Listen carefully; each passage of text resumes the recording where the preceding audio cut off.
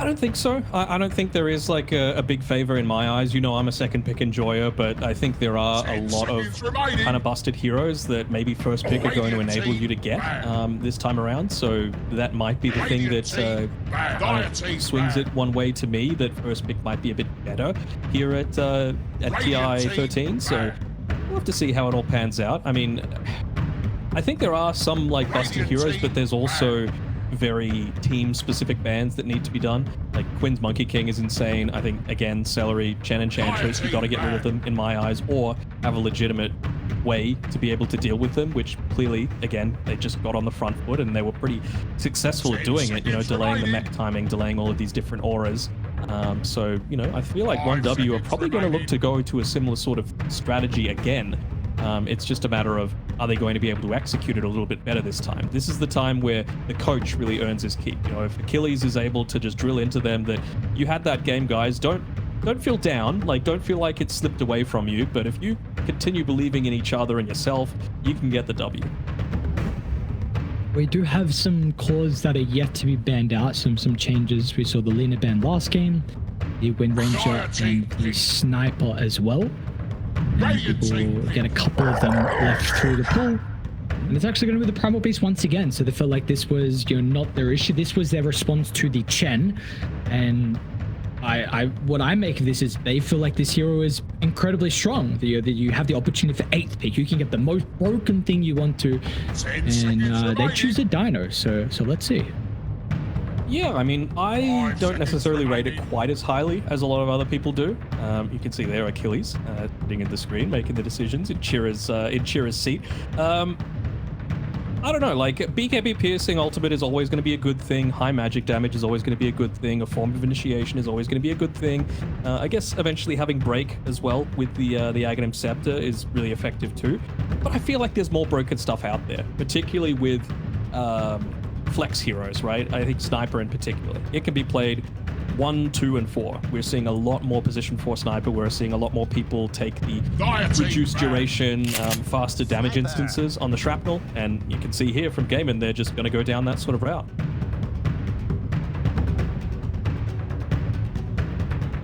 Very intrigued to see what the little man goes. Support or the mid lane. Do you overall have a preference at the moment? Because I know a lot of other people are playing different roles. I think if you've got a melee hero in mid lane that you're just going to crush, then obviously Sniper. But I think position 4 can work. People build it very differently as well. You know, some people look to go into like I see Bobika play it as like pretty much a carry. His first item is Tregs and then into a Mjolnir as a position 4 sniper. No way. So, yeah. Oh my god. Like and I think it's like a Daedalus after that he looks to go for. So some people like to go for a little bit more of like a versatile build up, you know, go into Wraith Bands, maybe like a Glipnir to at least provide some of that control to the rest of your team. I think the days of the Kanda is kind of done with the Aghanim Scepter, but I think just that high amount of burst damage that you're able to provide from range with the facet, the non-ghillie suit one, I don't know what the name of it is off the top of my head, but it just feels really nice. The Scatter Shot is what it's called. It looks like Tofu has got 6 matches with the Sniper so far in Pro Chaka over the 8 days, and he has a 2 wins, 4 losses. So obviously it seems like at the moment it is Tranks into Solar Crest. Sometimes he's actually gone Arcane into Solar Crest as well. So we will see if there's going to be any changes there for Tofu. Yeah, I think actually again, Quinn was also playing Sniper, if I remember correct. Correct. Never mind. He is okay. Absolutely. A big bully that he likes to be. So yeah, again, very different things that you could look to go for. As can be mid, can be 4, it can even be 1 in the right sort of instances. Although with this Wind Ranger, probably going to be the Dyrachyo hero, just because, you know, going up against a Primal Beast, if he can never reach you, he can never do any damage. I think maybe that was one of the weaknesses that I saw from the 1W draft last time, is that you do really need to put yourself in there to do anything. Once you're in, you do a lot, right? But it took quite a while for Cloud to be able to get into that BKB, which meant that his impact in that game, once, you know, a few more of the stuns, a few more of the group ups, as once people started like living through the initial burst, he really dropped off in effectiveness quite heavily. So I think they're just saying, you know what, we think our strat worked relatively well. We're going to pick pretty similar sorts of heroes. Of course, the Enchantress going up against the Wind Ranger feels pretty good too, just to be able to go off the win run. What do you feel like are some of the better ways to address a carry Wind Ranger drafted early for a team? Like, what are 1W going to be talking about here to try and deal with this hero? I guess you are a little single target, although you can go the different facet, I suppose. So maybe just going into a lot more of this, like, you know, your Solar Crests or your Glimmer Capes, like stuff to buff up one person in particular, so that whoever gets going on, they're the ones that are going to get saved. Or stubs. All the sort of things that I just mentioned, right? Or just being able to, like, lock her in place and not have to worry too much about the win run, about getting away. So maybe a puck is something on the card. Or for 1W, the concern, of course, is that then you're going to have potentially a puck into a mid sniper, and the sniper is just going to deal a ton of physical damage to you, and you're not going to get a ton of fun. 5 seconds remaining. This is a sweet and strong classic though, right? With the Marcy often getting played from him in the position 4. Trying to look at Cloud if he has any range heroes that he likes to play in the offlane. It doesn't seem like there's particularly many for him, so maybe this is just going to be the Marcy with the Primal Beast. We do see the response from Gaming with the Jakiro, so kind of nice, especially with the lane to be very frustrating against the Marcy, and you've got a triple ranged at the moment from GG. Yeah, I mean, if it's dual melee as well, that dual breath is going to be very, very effective. We've seen a lot of actually success with the Jakiro over the past month, both in pubs as well as different tournaments, so I can very well see why Gaming Gladiators have gone down this sort of route. Just on the Marcy, 1W actually released a bit of a promo video for their TI 4A. It's called Rampage Battle for the Throne, and Sweden Strong is actually cosplaying as Marcy in that one. So give it a quick YouTube, help him out a little bit. And Munkushi's anti-mage, and he's got like the full bald cap and mohawk on as well. It looks great. Okay, not bad. You gotta go all the way. You gotta do the content. Is what dress up for it as well. Guillotine pick. For sure. Admiral Conker. Oh. I mean, yeah, it was pretty good just to be able to, if you're going to have all of these melee heroes that again need to get in to do the business, then, you know, having something like Conker that X-Mark's really effective, Torrent really effective, you know, Cleave going to hit onto everyone. Feels like it makes a lot of sense to me. And what was your left open, right? You still left this sniper as a potential mid or a potential position. What were your initial thoughts when you saw the changes to the Conker? I mean, obviously I was very relieved because that was in a state that was just so gigabusted and it felt like you couldn't really do anything in the game. So I liked it. I'm interested to see who's able to get the most out of it, right? Because the Torrent Storm was the thing that would absolutely destroy a draft like this previously, and you probably wouldn't even go down a Marcy and Primal Beast route if there was the potential of the Conker still being in the pool, right? So it's still going to be good. It's just not going to be as amazing as get that ranged offlaner though for Cloud, so it's going to be the pairing with the Marcy, and Primal Beast will go mid lane with Chira Jr. So we are still looking for our carry. In regards to Munkushi, we're going to see some respect as well with the Gyrocopter getting banned out, which has been a really nice way to deal with the Eidolons. I'm trying to see what they would do though. Would it be Ponka, I guess, played offlane, and maybe Quinn would pick up the Wind Ranger? So is there maybe something else we could see for Daracha? We know he likes the Alchemist, we know he likes the Bristleback. Are there other carries that we now need to be considering because of the Enigma? 10 seconds remaining.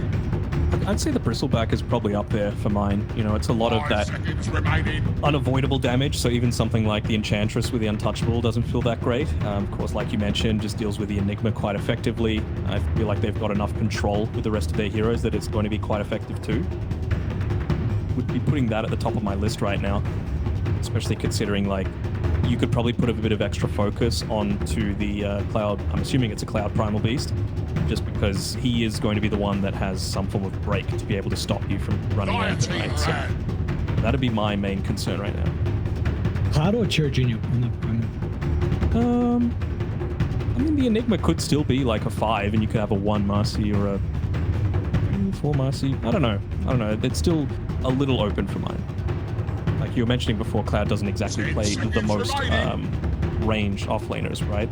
So it's kind of stems into that sort of. We see Lisa, I think it's mainly range carries getting banned out for gaming, and the Weaver as well. I mean, can be flex, of course, which we saw previously. We'll see what 1W want to try and ban out last year before their 23rd pick. Just trying to see, like, they don't have a ton of burst outside of this Marcy right now, and I think when you're going up against a Wind Ranger and a Conquer especially, you need burst. You need to stop them before they get off, you know, Wind Run or just ultimates, and that even Sniper eventually, right, is going to have the concussive grenade to be able to reposition himself and get a bit of disarm off.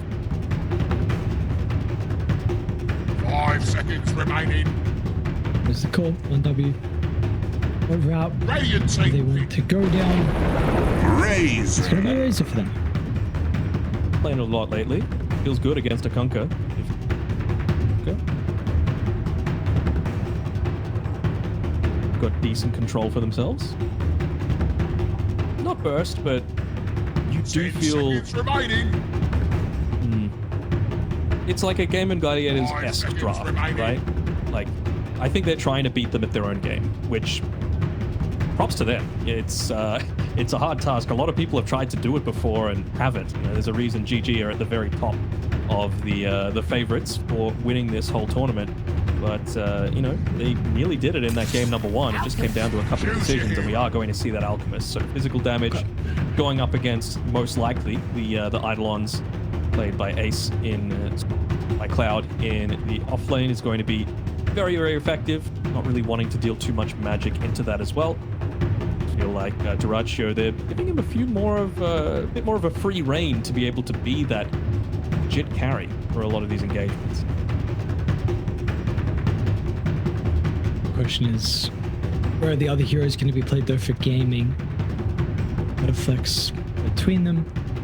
And it will actually be Quinn picking up the Wind Ranger. So Conquer is going to be played from Ace in the offlane. See what utility he wants to go down. High Tide is currently the facet that he has chosen. We'll see if he will continue to stick with that or not.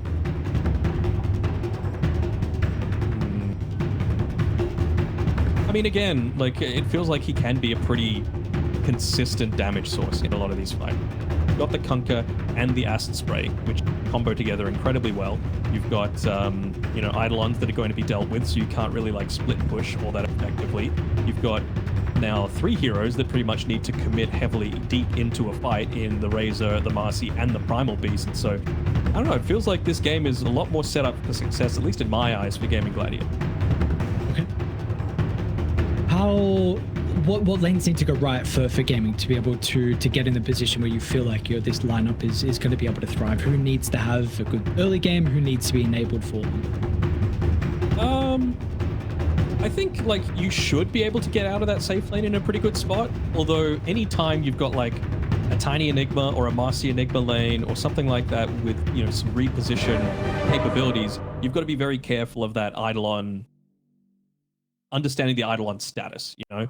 Because if Celery gets put out of position, even if he dual breaths and does whatever, he's probably dead, right? Similar sort of thing with the Alchemist early on prior to hitting onto that level 6. And very much see them putting a little bit more emphasis onto making sure they're able to get out of that lane in a pretty good spot. But GG, I think this game is a little bit more clear cut for mine, and I'm interested to see even what build Tofu goes for. You know, is he going to be a tiny bit greedier himself? Is he going to, instead of pursuing that like Solar Crest Tranquils build that he usually goes, maybe it is going to be like a, it could probably still Tranquils into like a Boots of Bearing, but then beyond that go into a Glypnir or something like that, just to provide that little bit of extra control.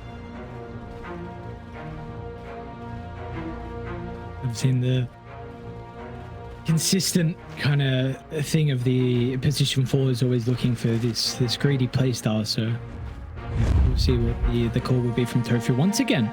We saw previously 1W was not a kind of delayed smoke. That's what Gaming Gladiators did. This time both sides go for a later smoke outside the base. 30 seconds to battle! Trend times, the later smoke. Potentially catch people out off guard. You know, it's hard to tell, right? Because you need to kind of adapt to what other people are doing, and then they adapt to what you're doing. It's just this big merry-go-round, so a lot of the time you just need to do something random and it'll work out. A couple of tips back and forth. I was checking to see if anything had happened, but it's going to be the case. It looks like they'll be a little bit too late for the bounties. Okay, Daracho. This is what I'm talking about, right? Like, that is level 1, not even level 2. You know, that's the period where they're going to look to try and get a little bit more active. The 1W side. Daracho was able to get the bounty rune, though, so a little bit of a gold bonus going his way. Seed money as well. He might already have boots coming in. He really just wants to make sure that his positioning is always on point in this lane. That's how scared they are of the kill threat coming from this Enigma Marcy comp. See, Tofu and Respect going at it. We saw previously Respect was able to have a pretty nice time up against the Rubik in regards to harass. Maybe this time might be a little bit more different with the headshot procs from Tofu that has gone early, along with, you know, a lot of stats as well with the sniper. Yeah, and this is one of those ones where does he go into a bit more of that brawling style to make sure that he doesn't get out-traded by the Enchantress. Not many heroes can out-trade with an Enchantress. You've got to either like outrange or just out-damage her. She's going to out-sustain you. Is this a kill lane as well for 1W? Like you were saying, you know, the Razor into the melee, but is this a lane that you feel like they should be too concerned? Because maybe the X can disrupt the Razor running you down, and along with the shrapnel slow as well? Yeah, no, I don't really think that they should be able to get too many kills up on this top side. They might try to ace up here, and they will. Hanging on to him here with the static thing, with the grenade. Take him out though. Not so much. He's got the Admiral's rum onto himself. Okay, so looks like a lot of damage, has a couple of tangos, but still with the hard camp pull from Tofu, this is going to keep the wave very close to the tower, so AC is going to be pretty happy. Let's take a look at how some of the other lanes are shaping up as well at the moment. Mid, Chiro Jr. playing with the Primal Beast this time into Quinn's Wind Ranger. And it looks like Quinn's off to a pretty good start at the moment. We'll see how the Dino looks to fare, though. Definitely a hero that's able to make some easy rotations across the map. Sure, but I think you've got to be very, very careful because most of the time it's Quinn that's like the win condition coming through from Gaming Gladiators, right? It's adjusted a little bit with, like, you know, the Lesh nerfs and all that sort of stuff, but he still very much is. And I don't think you can leave the lane all that much just because he's going to get far too far ahead of you. He's already opened up like a probably like a 200, maybe even 300 net worth lead from Chiro Jr. just 3 minutes in. Yeah, we see bottom. Daracho's having a really good time as well, 16-3, so a dual breath along with the acid spray. A bit of an issue here depending on where the Eidolon's already getting stacks as well inside the jungle. We'll see how 1W going to be able to contest this. Unfortunately, it doesn't get this third stack onto the medium camp, but that's how you know he's a carry, again, with not a support. Hey, at least he's trying though. I respect it. Celery should be fine. The Eidolons here for Cloud. Daracho's actually going to try and run down Cloud. With the concoction charged up, they're going to be able to drop the acid spray as well. They got the damage just by himself on Daracho. Sweden is doing a good job to push away Celery. They didn't have that extra little bit of spells or right click to be able to bring down the Enigma. Another round of the concoction though. Sweden tries to jump into something concoction, but it's not going to matter. Daracho strikes first, and now they're going to turn. Celery can stand his ground with the power of the dual breath. That's level 2, and that will result in a secondary kill. Daracho's just he's just standing in front of the tower. He's mocking them at the moment. Sure, why not? Okay, maybe that's what he's doing. Sure. I mean, they're finding it hard to just walk into the waves a lot of the time, but if there's no waves there, it's a whole lot easier to focus up lane on this top side. Oh, nice torrent coming through though, but power of the rotations coming through from Chiro Jr. I was a little surprised there. I really thought that Sweet and Strong might have been able to get a dispose onto the Alchemist as he was kind of near the tier 1 tower, both enabling Cloud to get away as well as potentially a little bit of damage there. So small misplay coming through, but the sort of thing that Gladiators is capable of. 2 points in the dual breath is just so oppressive. Like, units again. two heroes that, again, need to kind of get up amongst it. Oh, they really need this rotation to work from Respect, but the creepy took over is stuck inside the camp. So now it's going to pop out, and Sweden Strong tries to chase some couriers, but yeah, exactly right. They're going to see him, and you know what, the lane that was starting really well for GG, you try and bring a support over to maybe offset this advantage, but it will not work out. So some time wasted, Duracho TP's away, and it's fine. That time, like, yeah, Chiri Jr. rotated, he got the kill onto Tofu on the top side, but Quinn has no cares in the world, right?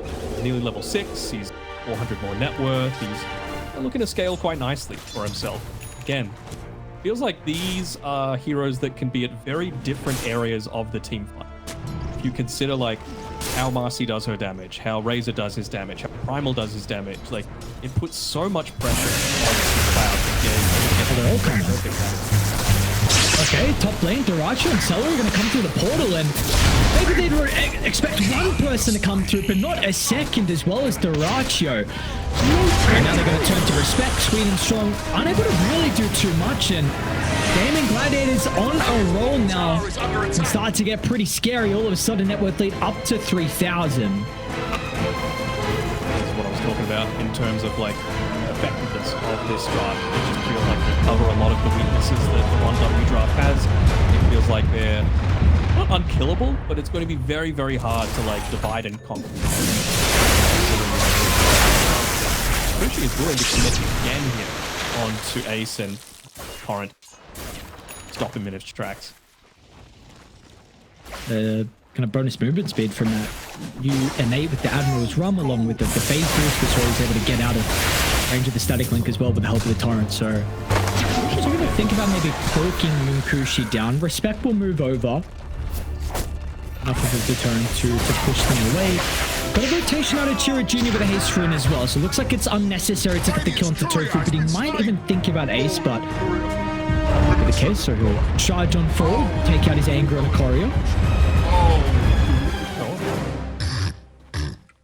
They'll be able to get at least this 7-minute wisdom rune for Ace, so getting him closer to that ghost ship. Again, if they're looking to commit very heavily, now you've got ghost ship plus ice path plus torrent. It's even without like concoction being considered as well. So it's a lot of stuff that you're going to have to avoid on 1W to be able to make them. I'm not so sure that they've got the draft to be able to do that. You know, a lot of their heroes are very committed.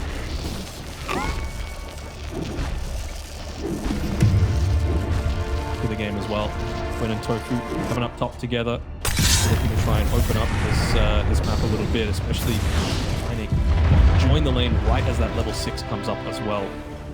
Radiant's bottom tower is want under to get attack. Munkushi, but good movement there by the Ryzen. Just gets out underneath this tower just in time. 1W getting the better read of the situation. Already just from one game against Gaming Gladiators, 1W have already like adapted themselves. Radiant's bottom tower is under attack. I don't know, because I was looking up top, I did see on camera though that the primary base rotated down bottom, and I think he took the stack away, hold that for Munkushi. Grabbing the tower. Power shot just going to be off the mark, and that will actually charge on forward with the help of Chiri Jr. There's even a black hole as well as Cloud rotated in. That was before the win run though, so they're going to be relying on some body blocks. Respect gets a couple out with only 1 point in the win run. Quinn unable to escape. Sweden Strong jumps over the top into the combination of the pulverize. They're going to have the damage to be able to bring down Quinn. Can they get anything more though? Celery finishing blow onto the Marcy, and looks like that's all they're able to get though. So nice combination of spells and heroes together on 1W. They need everyone though to bring down those 2 heroes, and they will do so successfully though.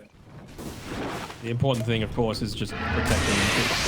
You want to make sure that when he's going to hit his times a whole lot sooner. You can't dying to the acid spray. You can't be second guessing yourself. You know, you need to have a ton of that net worth. You need to have your own BKB so that you're not worried about being held in place. It's static link, run at the alpha.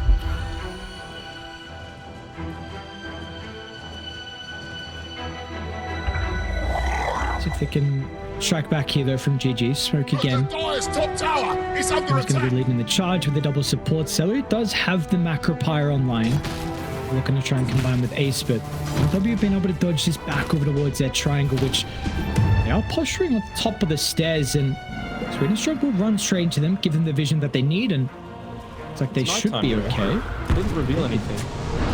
Okay, jumps to low ground. Swedenstrong. He's got Tira Jr. along with respect here. So the Red Ranger's going to run straight into the members on 1W, but Quinn, he doesn't care. They don't have enough to deal with the mid laner, and now Swedenstrong, he's going to be caught out in the tree line as well. So another bit of a messy engagement. I thought it maybe would have favored 1W with the Primal Beast and Enchantress together, running to the high ground of the Wind Ranger, but not to be with them lacking the damage. Now Quinn has a DD as well. I did see the Observer Ward placed down because the sentry quickly dropped by Swedenstrong, but still another kill that just goes their way. Another couple of kills actually goes their way. They're probably going to be able to transition into something else, although they're not wanting to give up too much of their map here.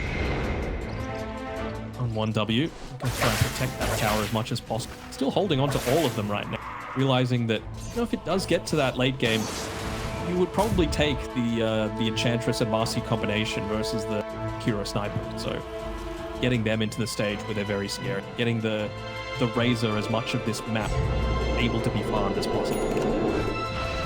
And the map is starting to shrink from Nkushi, especially with the rotation through the portal. Nice scan though, really good read. Nkushi's going to be able to avoid the gank, and could have been a very big pick-off again in Gladiators, because we see in the involvement so far of the Racho, 4-0-1. That kill may have continued to put Nkushi further down in regards to the net worth, but he's able to avoid that. It does look like tower's probably going to slowly go down unless there will be a response from 1W. They're fortified. I do like the fact that Quinn's gone for the Whirlwind, his facet as well. You're going up Finalons, you're building anywhere, you're going up Enchantress, so several ways to be able to deal with the zoo that they've got coming out. Supports pop out of the tree line pretty shortly. Respect. And some of that vision they need. Obviously, Celery. They're going to make the jump. It's off the mark from Swedenstrong. A little bit uncharacteristic, especially from his Marcy, one of his better heroes, but he's going to be able to avoid the jump and a little bit of fire over the power room. A little bit of Primal Beast spray. This is a tanky hero. Maybe he's not so tanky. Okay, never mind. Everything dropped. He's gone. And now Swedenstrong's going to die to the Assassinate as well, as Quinn's not done. X-Fire was still running for a little bit. His Ace just trying to get in range for the X-Marks, and he will find it. And another drag back and look at the Racho here for the cleanup and to get involved in the tower. And some of his thought was going to be a little bit tankier, not to be. And now GG, a lot of map control going their way. A lot of map control going their way, and I really feel like 1W thought that they would be a bit more on the front foot for this. Just Boots of Bearing, first item choice from the Enigma, trying to enable both Primal and the Marcy and honestly the whole team to be able to dish out their damage. But right now, they're just melting. They don't have any of those defensive auras that they can try to play around. I'm going to say Ace doesn't have it yet either, but I think he's got a Blade Mail coming out to him very shortly. So again, that's another one of these ways where he can't be the one that gets static. He's going to end up taking out your own life if you're... Is it too late to slow down this Alchemist, Denog? Because I'm seeing Duracho's net worth, and I don't know if it's going to stop anytime soon.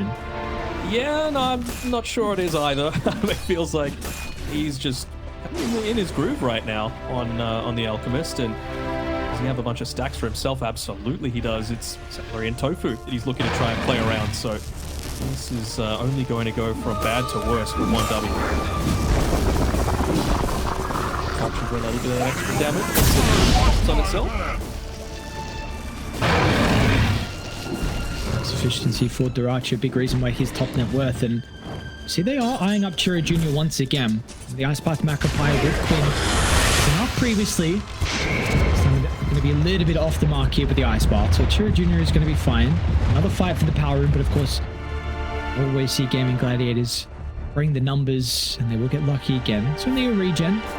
And we'll still be happy with that, closing in on the Maelstrom. Even given Duracho the wisdom, well, they're just saying, it's your lucky day. Christmas has come early, my man. Everything goes to you. Stacks, lanes, wisdom runes, whatever you want. Paying them back. And 2 right now.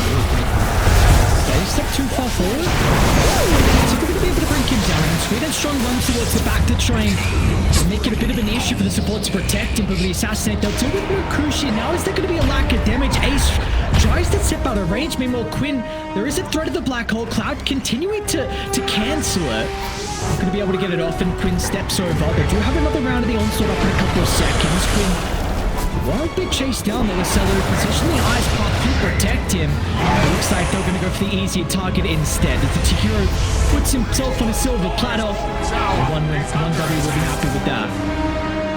Well, indeed, and it was one of those cases from Mukushi, though, that he ended up static linking late male contact. Indeed. A punish? No, he didn't, but get over the clip. Oh my god.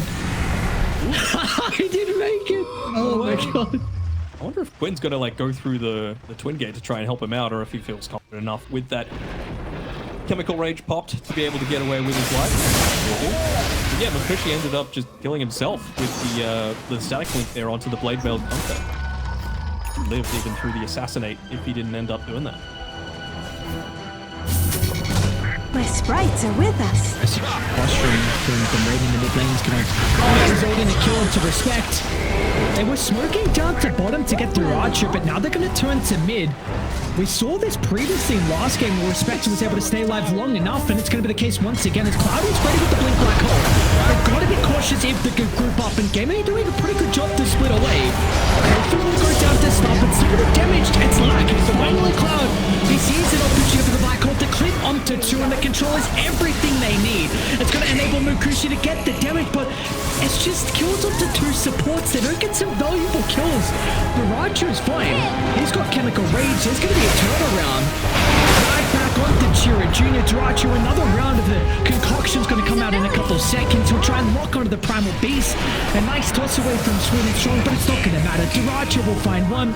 A snipe just missed onto Sweden Strong, so he's going to be able to stay alive, but concoction, it's up in a couple of seconds. Respect, he will not be someone with the same fate as the rest of his team. This game in Gladiators, when you have a difficult time at being able to kill Respect, maybe that was enough to set up for the black hole, but would you see the damage again is lacking from them? It's lacking, and you just saw the Delta split happening as well in the middle of that team fight, right? Game in Gladiators, after the black hole was used, it was a pretty decent one, right? Catching on to 2. I was thinking he might look to try and prioritize Quinn a little bit more, but I was just feeling like they just needed to wait for the shackle shot to be on cooldown and then go in on everyone else. But yeah, like, all of the damage is centered in around like this one tiny area, and if they all split apart, that damage goes away. You just saw how unkillable the rest of GG were once that this is too messy on Tofu. Probably will get the kill, but it's now closer towards the T2 tower, and yeah, Chira Jr. Back with the extra Racho, an Alchemist who is going to be 6-0-4. I mean, the involvement we are seeing out of him is incredible so far in this game. Already got Blink Dagger as well before the 18-minute mark. Having a bit of a procession here, Aries, and what is next for him, really? Not sure if there even is value out of the BKB, just because you are going up against the black hole, you're going up against Pulverize, you're going up against the static link. It feels pretty good against a lot of that other stuff, so really good go. Is this a AC kind of game? Maybe. Dyer's bottom tower is under attack. Go the AC there after the BKB. With the safer route. The moment. 9,000 net worth lead. We'll look to go once again. Dyer's middle tower. It really does feel like these cores are pretty much unkillable though, doesn't it? Oh, the blink. This time they found Mukushi. Mukushi, man, this is a carry razor. Goes down with ease. They're already looking for more. Respect's going to be able to hold them back, but the righteous Alchemist knows no fear. Not even opting to hit that tier 2 tower. He wants to farm, he wants to find people. And across the map as Chira Jr. just trying to farm as many waves as he can, try and cut them, force GG back as he can. Garacho revealed on the lane, yeah. They end up getting a kill, but still getting a decent amount of map control taken away. One win.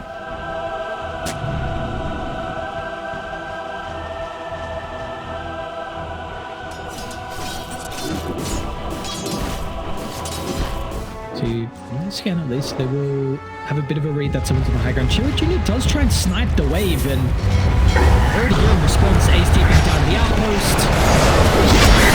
The dino is being a little bit of a nuisance, but finally he'll be cut down. Let's see what else they want to try and do in the map now. The waves are in an okay position. The kind of thing that you have to do at this stage, right? Like, you're not going to come back playing normal Dota. You've got to try and risk it for biscuits. You've got to go cut some waves. Maybe not have it be Chiro Jr. be the one that does that. You know, respect the champions, to do a little bit of lane cutting himself and saw how long it takes for him to be able to...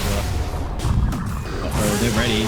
He'll be fine, but maybe not afterwards. Daracho finds his 7-2. And again, Kushi's going to be the initial target. They've got the slow thanks to the corrosive weaponry. That helps Celery get into place to land the ice path. And yeah, Daracho, this is an incredible start to him in regards to the road to the international, and honestly everyone else as well in gaming Gladiators. But the carry for GG is looking really goddamn good. Dyer's bottom tower has fallen. Versatility, that's what we keep talking about, right?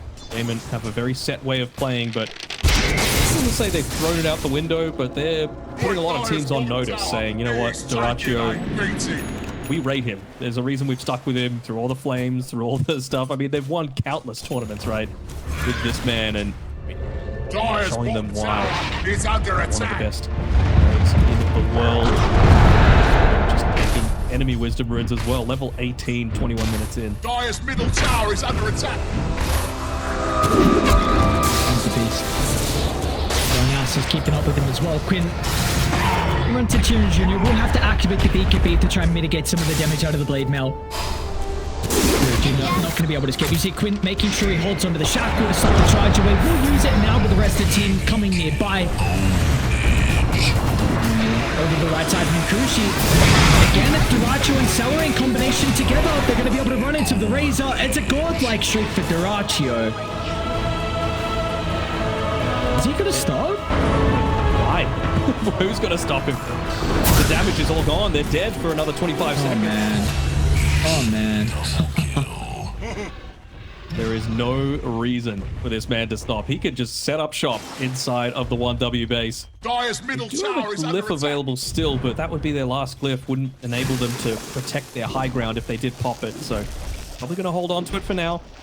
Hope for a fight to eventuate around that high ground push. Though, at one point they could just go down bottom, go for Roshan. I could certainly see them giving that one over to Quinn. Enable him to also be a menace, and this is kind of what I was talking about with the committal heroes, right? It feels like you need to put yourself at so much risk to get any sort of farm or to participate in any sort of team fights on 1W, whereas not really the case on Game Gladiators, right? Jakiro backline, Sniper backline. Punker can get in amongst it, but he can do a ton from the backline as well. Same sort of thing with Quinn. It's really only Daracho who's putting himself in any sort of danger.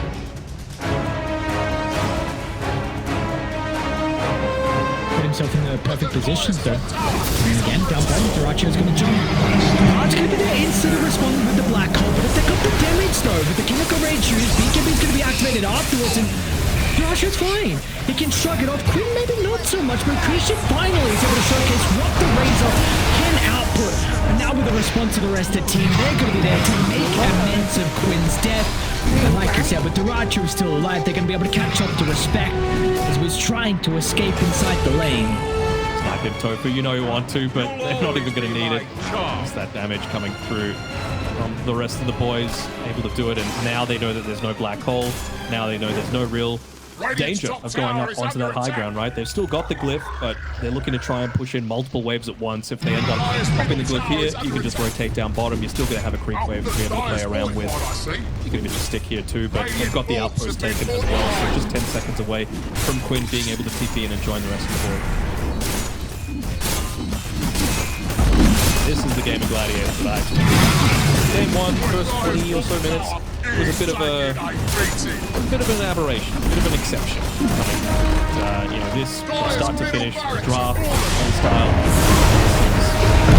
what I was hoping for. We're gonna try. Rage about to expire with the BKB on cooldown as well. Mercutio's starting to steal a lot of damage and need a way to stop Daracho from escaping. Archer, he's fine. They do not have the damage, and now soon they're not going to have the numbers as well. Munkushi outside the base. Archer jumping back in. There's nothing he needs to feed. He fell pretty low. Maybe they were just baiting the charge up from Children. He holds the beacon for the last second. He's going to be fine. The run buff keeps him alive. Now down goes the Dino as well. 0 casualties for Gaming Gladiators, and they can walk back up the high ground for the melee barracks. Melee barracks, probably a second lane worth as well. Making sure to take that range racks first. Not wanting to give them the refresh of the glyph until the very last moment. Siege creeps coming out now as well with the 25-minute mark coming through. Although they will be a little bit more careful, I would imagine, with the black hole coming up in another 30 or so seconds. Just having pushed back for quite some time. Dyer's bottom tower has crumbled to the dust from An exact counter on that black hole cooldown, right? Another 20 seconds, why not?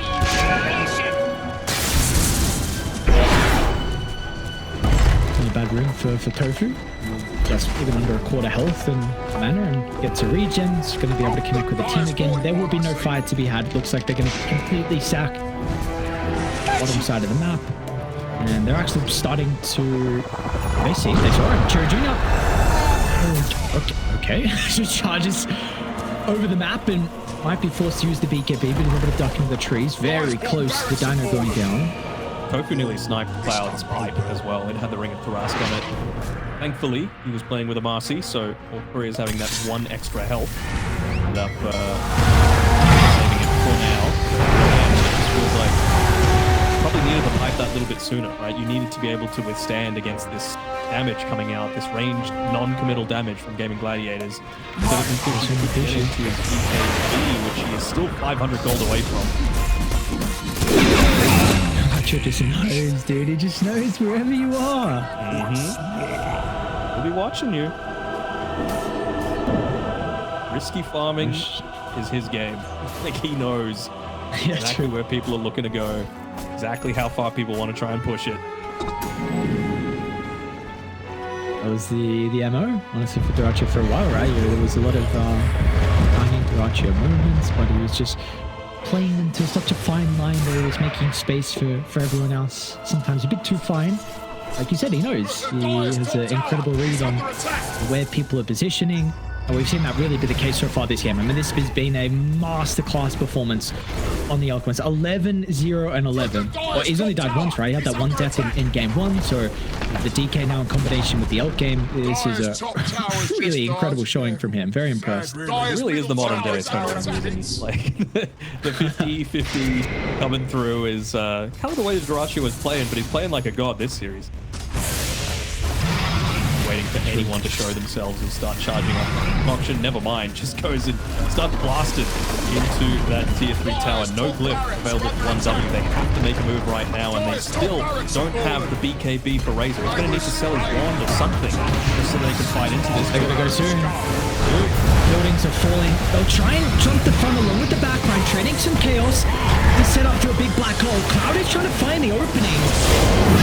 He's able to finally run into the Enigma, so with the attack canceling the blink, Cloud just has to use the black hole, but it's just not good enough. He needed a multi-man ultimate to somehow bring him back into this game. Kushi is only stolen 50 damage as well, so it's not enough for them to turn the tide. Daracho can soon jump back in the middle. It might not even be required. They are just crumbling. The net worth lead, it's too much for them. G's are going to be dropped, and Gaming Gladiators will start their run to the road to the International with a 2-0 victory over 1W. Well-deserved 1W, not able to get the 1W at the end of the day, and yeah, what a performance, what a clinic put on by these boys. A couple of home country heroes.